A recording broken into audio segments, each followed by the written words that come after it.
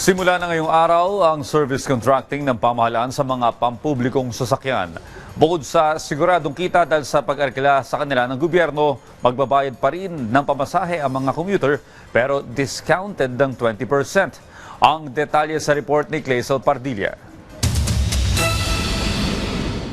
Mula sa 3 araw, 2 beses na lang kada linggo ang biyahe ng bus driver na si Ronel simula nang sumirit ang presyo ng diesel.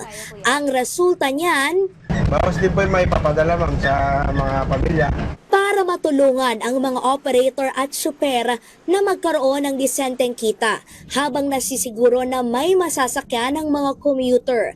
Aarangkada na ang service contracting program ng pamahalaan. Sa ilalim ng SCP, binibigyan ng subsidiya ang mga public utility vehicle operator at driver na babiyahe sa kanilang ruta. Bukod sa kita mula sa pamasahe, bawat kilometrong takbo, may dagdag na 30 pesos sa mga namamasada ng traditional jeepney, 40 pesos kung modern, at 100 pesos naman sa mga bus.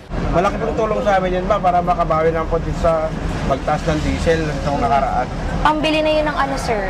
Bili na din po ng mga padala po, para sa makaipon na din po para sa pag-aaral ng anak hanggang magkolehiyo. Babayaran ng mga operator at driver sa pamamagitan ng GPS at ihuhulog sa kanilang bank account o electronic wallet. Ngayon ko lang maranasan yan, simula nung pag-biyaya ko sa EDSA. Sana naman matupad.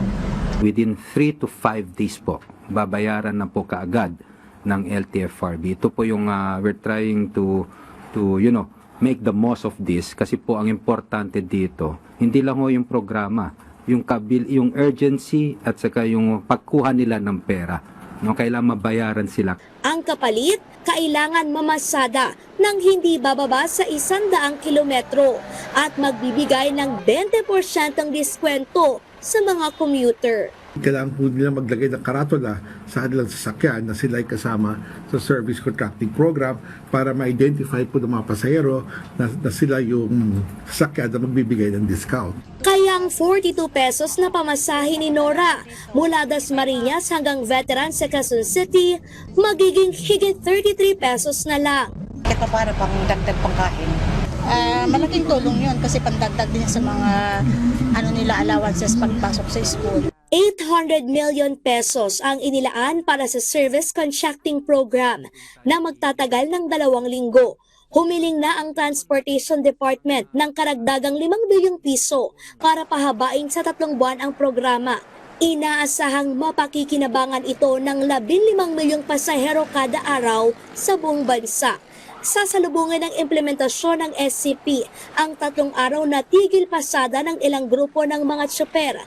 Pero ayon sa DOTR, And we're going to deploy the government assets. Ang anong laman namin dito is dapat may masasakyan ang ating mga commuters at wala po sana may stranded. If we're ready po. Clazel Pardilla para sa Pambansang TV sa Bagong Pilipinas.